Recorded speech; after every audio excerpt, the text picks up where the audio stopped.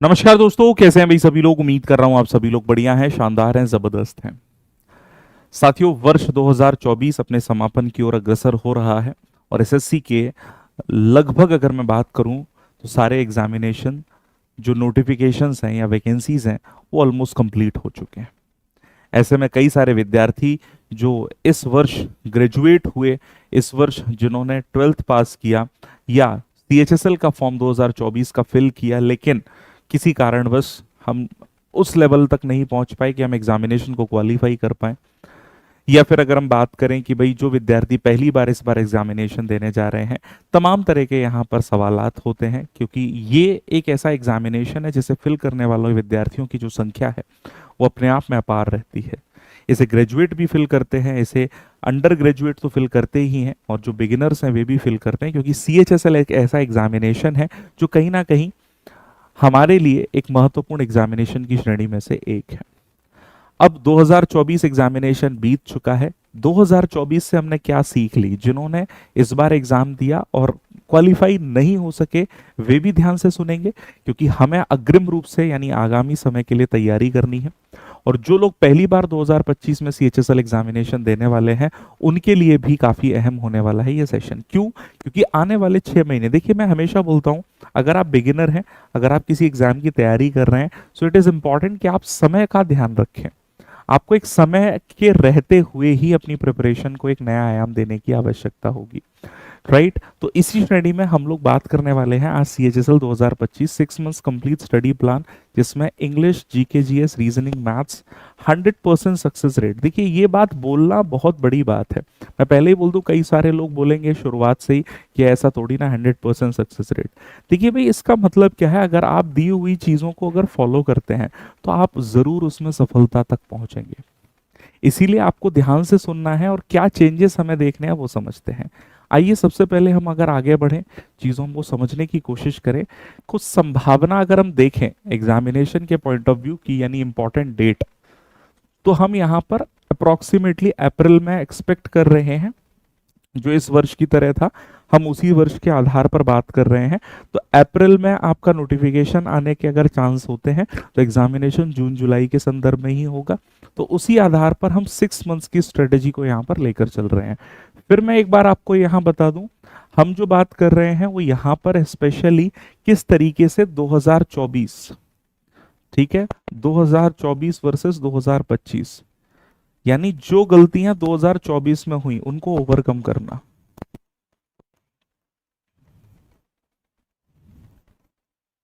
देखिए, एग्जामिनेशन को क्वालिफाई करना कोई एक बहुत बड़ा लेंदी प्रोसेस नहीं है।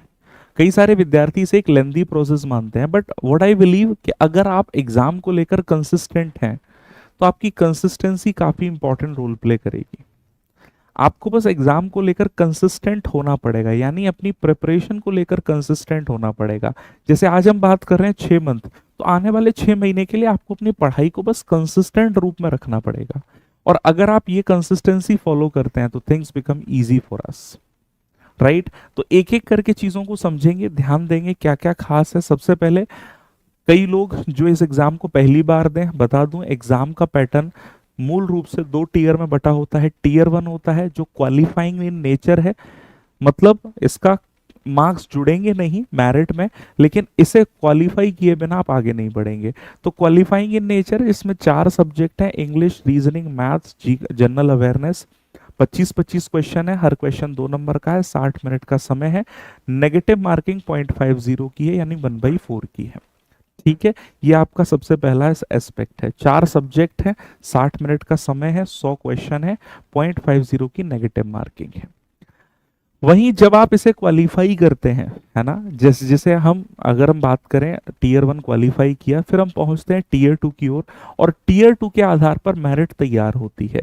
जैसे इस वर्ष 2024 का जो टीयर 2 का एग्जाम है वो नवंबर माह में शेड्यूल्ड है। देखिए भाई, एक बात जो ध्यान रखनी है आपको, अगर हम तुलनात्मक रूप से देखें तो कट ऑफ अच्छे जा रहे हैं, हमें टारगेट करने हैं।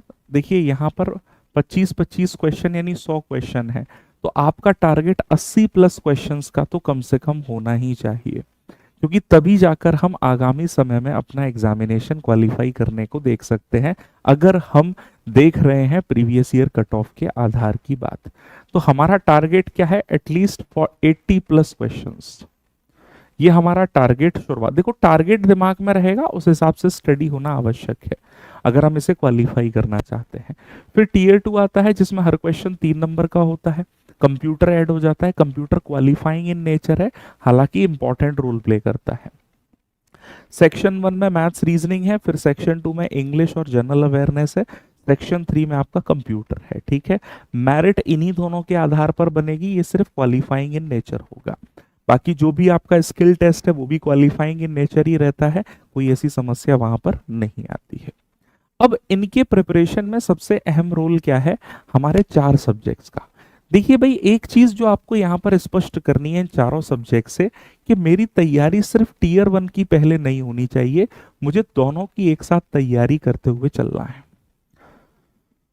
ये बात बहुत अहम है समझना कि टीयर 1 और टीयर 2 को एक साथ लेकर चलना जरूरी है। अगर आप ये सोच रहे हैं कि सिर्फ टीयर 1 क्वालिफाई होगा तब मैं टीयर 2 करूंगा, तो हो सकता है आपको समय कम मिले, क्योंकि उस समय सिर्फ और सिर्फ आपको प्रैक्टिस पर ज्यादा ध्यान देना होता है रिजल्ट आने के बाद या डेट अनाउंस होने के बाद। तो आपको चारों सब्जेक्ट को इस तरीके से तैयार करना है कि टीयर 1 टीयर 2, देखिए टीयर 1 और टीयर 2 का सिलेबस सेम है, बस level of questions, number of questions का डिफरेंस होता है। तो आपको ये भी ध्यान, डरने की जरूरत नहीं है कि भाई टीयर 1 में कुछ और आएगा, टीयर 2 में कुछ। जो चैप्टर्स हैं, टॉपिक हैं, ऑलमोस्ट सिमिलर हैं, तो ऐसा कोई इशू नहीं होता। तो सबसे पहला जो रूल है वो यही फॉलो करना है कि हमें दोनों की तैयारी एक साथ करनी है। आई होप मेरी ये बात क्लियर हो गई होगी। अब इंग्लिश हो, रीजनिंग हो, मैथ्स हो, जीके जीएस हो, अगर हम इसका एक जनरल सिलेबस देखें, जनरल सिलेबस आपके सामने है, जो एग्जामिनेशन पॉइंट ऑफ व्यू पर हमें क्वेश्चंस देखने मिलते हैं। ठीक, लॉजिकल रीजनिंग, रीजनिंग में अगर हम देखें, न्यूमेरिक मतलब सीरीज के क्वेश्चन है, रैंकिंग है, data sufficiency, coded inequality, arrangement है ना, शॉर्ट पजल्स कह सकते हैं, tabulation, syllogism, blood relation, input output coding, coding decoding इत्यादि और भी कुछ चैप्टर्स जो इस आधार पर हैं। Simplification, profit and loss, mixture allegation, compound interest. देखिए ज्यादातर टीयर 1 में सिंपल इंटरेस्ट और फिर कंपाउंड इंटरेस्ट टीयर 2 में शामिल होता है, surds and indices, work and time, time and distance, mensuration, cylinder cone अगर हम देखें, डेटा इंटरप्रिटेशन, है ना, ratio, proportion, percentage, number system, sequence, series, permutation, combination के क्वेश्चंस। इस वर्ष 2024 में ध्यान रखिएगा, जो चीज सबसे ज्यादा कॉमनली देखने मिली कि वोकैब को प्रायोरिटी मिली है। तो मैं आप लोगों से कहूंगा कि वोकैबुलरी के जो क्वेश्चंस हैं उन्हें आप विशेषकर ध्यान रखें।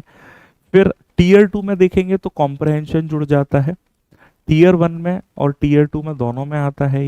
ये टीयर 1 टीयर 2 दोनों का ही टॉपिक है, बस ये थोड़ा अलग होता है, ये टीयर 2 में मिलता है, बाकी सारी चीजें आपको टीयर 1 में भी मिल जाती हैं, है ना।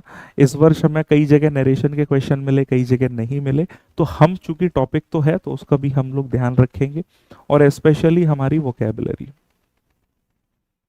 ठीक है, इसके साथ साथ अगर हम बात करें जनरल अवेयरनेस, तो ये करंट अफेयर्स का combination, static plus current affair. पिछले 1 से 1.5 साल का अगर आप स्टैटिक करंट अफेयर देखोगे तो वो आपके एग्जाम में पूछा गया है, पूछा जा रहा है, तो इस चीज का भी ध्यान रखना है।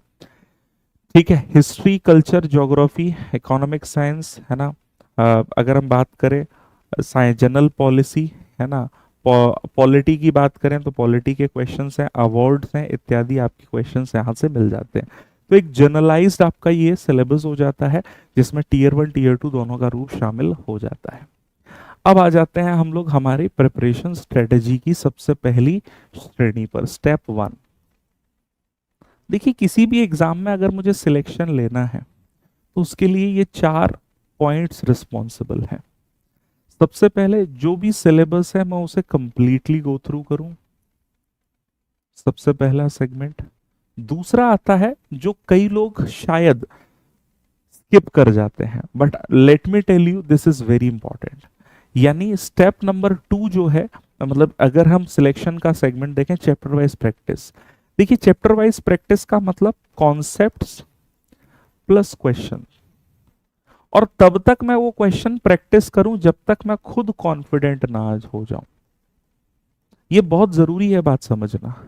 कई लोग क्या करते हैं कि भाई चैप्टर टीचर ने करा दिया, काम खत्म, चलो भैया आगे बढ़ते हैं। ऐसा नहीं है, मुझे तब तक उसकी प्रैक्टिस करनी है जब तक कि मैं खुद कॉन्फिडेंट ना हो जाऊं।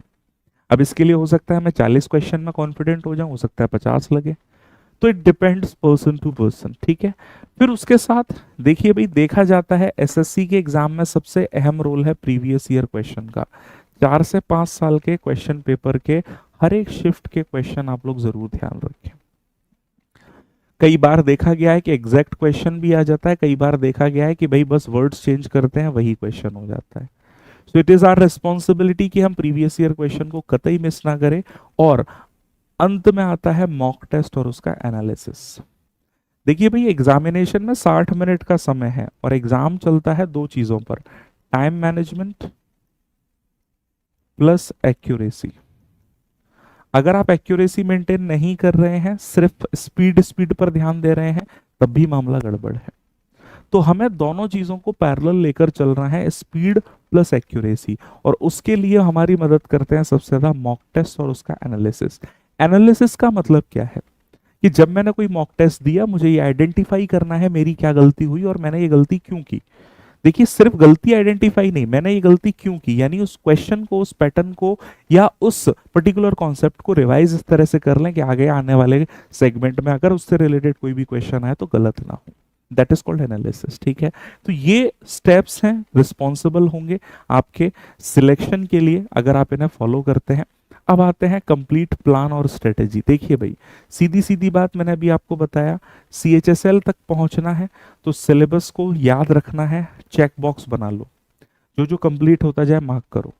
अब सिलेबस भी देना क्या कहा था, दो तरह से चलेगा, चैप्टर वाइज और PYQs, दोनों को पैरेलल लेकर चलना। ठीक, चैप्टर वाइज क्वेश्चन भी हमें करने हैं और PYQs क्या पूछे गए हैं, और इसके साथ साथ क्या प्रैक्टिस, प्रैक्टिस में मेजरली क्या है, मॉक टेस्ट। यहाँ मैं एक चीज और ऐड कर देता हूँ जो आजकल सबसे ज्यादा पॉपुलर है, अगर देखा जाए सिलेक्शन में बहुत हेल्प कर रहा है, क्विज, जिसे हम बोलते हैं शॉर्ट क्विज। ये शॉर्ट क्विज से आपका क्या फायदा है, 10 से 15 मिनट का एक क्विज सेशन होता है आपके सामने, आप उसको कैरी करेंगे, it will help you out in your examination. आप ट्रेवल कर रहे हैं, एक जगह से दूसरी जगह जा रहे हैं, 10 मिनट का समय है, 10 मिनट का क्विज दिया, काम खत्म, क्वेश्चन भी बन गया, ट्रेवलिंग भी हो गई, इट हेल्प्स यू अलॉट। तो शॉर्ट क्विजेस पर जरूर ध्यान दें। मॉक टेस्ट, ये जैसे जो लोग शुरू कर रहे हैं तो पहले कम से कम 50 to 60% जब आपका सिलेबस हो जाए उसके बाद आप मॉक दीजिए। और मॉक भी ऐसे नहीं देने हैं कि भाई नहीं मैं रोजाना मॉक दूंगा, मॉक टेस्ट का भी एक सिस्टम बनाइए, हफ्ते में, शुरू में हफ्ते में 1 या 2 मॉक, लेकिन उसका एनालिसिस इस तरीके से कि आगे आने वाले मॉक में अगर कोई भी क्वेश्चन मिले वैसा मिलता जुलता या उस टॉपिक से, तो बचे ना, राइट। तो ये ध्यान रखना हमें, 50 to 60% जब सिलेबस कंप्लीट हो जाए फिर हम कहाँ पहुंचेंगे, मॉक पर। बाकी चैप्टर वाइज क्वेश्चन कॉन्फिडेंटली लगाते चलने हैं with PYQs। I hope it's clear, short quiz. अब आ जाते हैं, देखिए मैं अभी अगर आपको देखूं तो जो मंथ चल रहा है अक्टूबर है, अक्टूबर के बाद नवंबर, नवंबर के बाद दिवाली से हम बात कर रहे हैं, हम मंथ ऑफ लर्निंग ले रहे हैं नवंबर, ठीक है। और नवंबर में भी मैं बात कर रहा हूं 5 नवंबर से, ठीक है। 5 नवंबर से हम अपनी शुरू करूं बेसिक से, बेसिक से स्टार्ट करना है। बेसिक से स्टार्ट, जैसे मैथ्स में क्या करो, कैलकुलेशन स्ट्रॉन्ग करने के लिए टेबल, स्क्वायर, क्यूब्स, इन्हें कंठस्थ कर लो, याद कर लो, रट लो। तो जब आप नंबर सिस्टम परफॉर्म करोगे, सिंप्लीफिकेशन के क्वेश्चन आएंगे तो ये श्योरली आपकी हेल्प करेंगे। तो बेसिक से स्टार्ट करना है, टारगेट बनाते हुए चलना है कि डेली मुझे वोकैब पढ़नी है, डेली वोकैब पढ़ना ही पढ़ना है, ठीक है। इसके साथ साथ अगर मैं बात करूं, है ना, स्क्वायर, क्यूब, टेबल याद करनी ही करनी है, ठीक है। प्रैक्टिस एवरी सब्जेक्ट,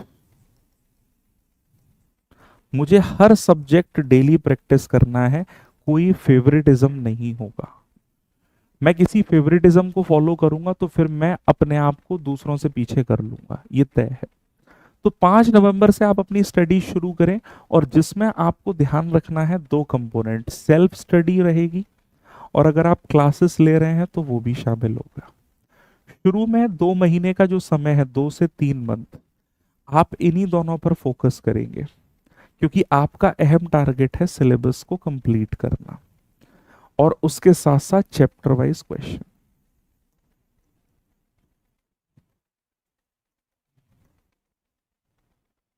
मेरी बात को बहुत ध्यान से समझिएगा, ये इफेक्टिव तरीका इसीलिए बता रहा हूं क्योंकि ये इफेक्टिवली प्रूवन है ना। तो ये आप लोगों को समझना पड़ेगा कि हमारी जो स्ट्रेटजी होती है, स्ट्रेटजी जो भी हम बना रहे हैं, उसमें 2 कंपोनेंट सबसे जरूरी है। लोग सोचते हैं कि क्लासेस देखने भर से सिर्फ सिलेक्शन हो जाएगा, पॉसिबल नहीं है। क्लासेस के साथ आपको सेल्फ स्टडी शामिल करनी ही होगी। अगर आप खुद स्टडी नहीं कर रहे हैं, it it will not possible कि भाई आपका एग्जाम क्लियर हो। तो 2 से 3 मंथ में आपको क्या करना है, सेल्फ स्टडी। अब देखिए, मान लो यहाँ पर आवर्स को अगर मैं डिस्ट्रीब्यूट करूं, तो सेल्फ स्टडी का संदर्भ आपके सामने अभी आ जाएगा, ध्यान रखेंगे। आपको सेल्फ स्टडी कम से कम 5 से 6 घंटे की लेकर चलनी है। 5 to 6 आवर्स की सेल्फ स्टडी रहेगी अपार्ट फ्रॉम क्लासेस, समझ लीजिए। अब इसमें आप क्या करोगे, मेजर फोकस होगा प्रैक्टिस पर, क्लास प्रैक्टिस, यानी जो क्लास में पढ़ा उसको प्रैक्टिस, या जिसे मैं कह दूं रिवीजन भी। देखिए, सिर्फ पढ़ते रहने से भी कुछ नहीं होने वाला, रिवीजन भी हमें टाइमली करना पड़ेगा, और इसके लिए आप अपने आप को वहां पर इन्वॉल्व करना पड़ेगा क्वेश्चन के पॉइंट ऑफ व्यू पर, जो भी चीजें हैं उनको समझने के लिए। ठीक है, तो क्लास प्रैक्टिस, जैसे मैंने आपको बताया, रिवीजन है। ठीक है, और इसी को अगर आप रेगुलर फॉलो करते हैं, it will impact your studies for sure. 5 to 6 hours की सेल्फ स्टडी। ठीक, इसके साथ साथ याद रखिए, मैं हमेशा बोलता हूं एनालाइज योर वीक पॉइंट्स। कई सारे स्टूडेंट्स क्या करते हैं, अपनी वीकनेस को छोड़कर जो सब्जेक्ट स्ट्रांग है उसी को पढ़ते रहते हैं, और इससे बहुत नुकसान हो जाता है एग्जाम में, क्योंकि किसी एक सब्जेक्ट विषय से सिलेक्शन नहीं होगा। तो आपको ध्यान रखना है, जो भी आप सब्जेक्ट पढ़ रहे हैं उनके वीक पॉइंट्स और स्ट्रेंथ नोट करते रहिए। यानी जो भी आपकी स्ट्रेंथ है, जो भी आपकी वीकनेस है, उन्हें नोट कीजिए, और फिर जो वीकनेस है उस पर समय दीजिए, एक्स्ट्रा टाइम निकालिए। जब आप ऐसे यूटिलाइज करेंगे समय को, सारे सब्जेक्ट्स आपके वहां पर इफेक्टिवली कैरी हो जाते हैं। सिलेबस गो थ्रू करना है सब्जेक्ट वाइज, इसके लिए देखिए मैंने आपको बताया ये सेल्फ स्टडी टाइम है, क्लासेस का नहीं। 1 आवर रीजनिंग को, क्योंकि कई लोगों की रीजनिंग स्ट्रांग है। इंग्लिश में 1.5 आवर्स आप दीजिए सेल्फ स्टडी, जिसमें 1 घंटे और आधा घंटे आपकी वोकैब की प्रैक्टिस और रिवीजन है।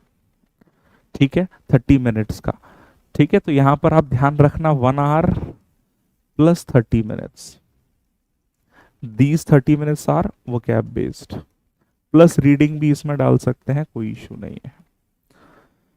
मैथ्स के लिए भी सेम चीज है, जीके जीएस के लिए भी आपको ध्यान रखना है, और कंप्यूटर। तो इस तरीके से अगर आप देखेंगे तो 5 से 6 घंटे आपके सामने होते हैं, जो आपकी सेल्फ स्टडी को पूरी तरीके से कवर कर लेते हैं। कंप्यूटर आप कुछ समय बाद भी शुरू कर सकते हैं, that will be fine to.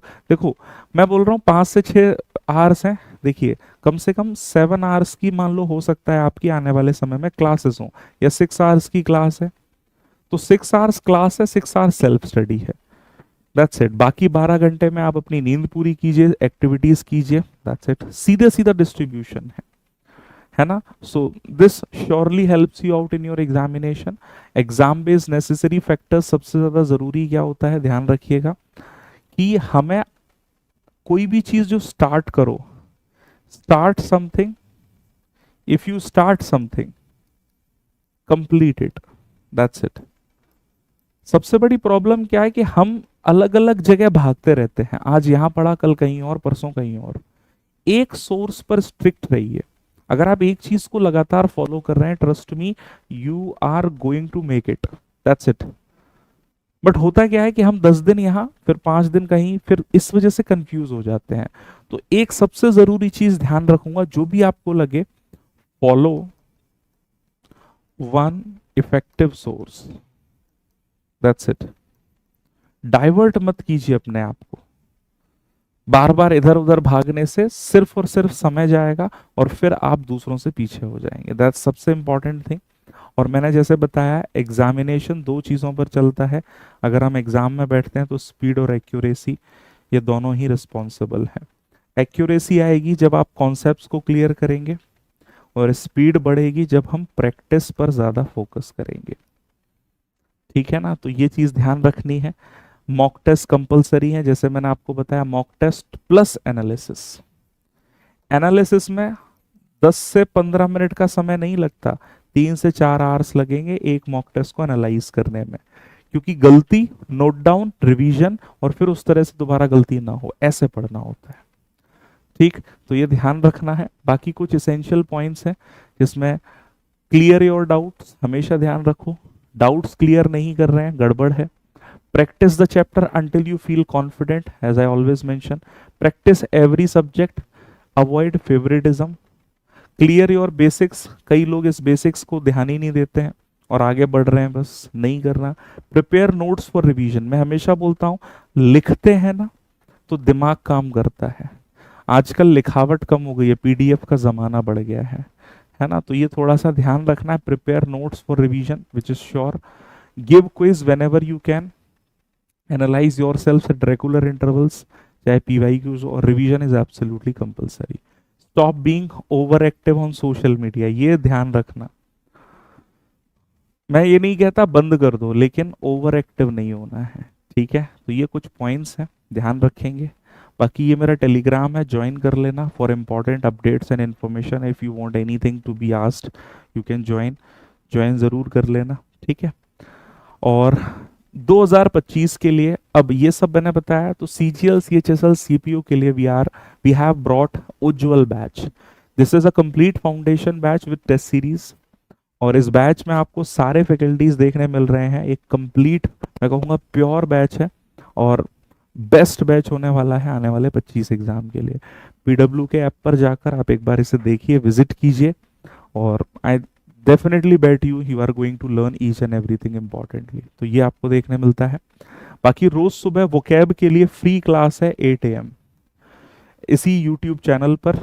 2 या 3 दिन अटेंड करो, मैं कभी नहीं कहता एक दिन, 2 या 3 दिन अटेंड करो, you will feel the difference. ठीक, चलिए, तो this is how things are being created. अगर अभी भी आपका कोई डाउट है इससे रिलेटेड, इस वीडियो के कमेंट में ज़रूर मुझे बताइएगा, और प्लीज़ अपने दोस्तों तक ये पहुंचाएं जिससे कि सारी चीज़ें कैरी हो जाएं।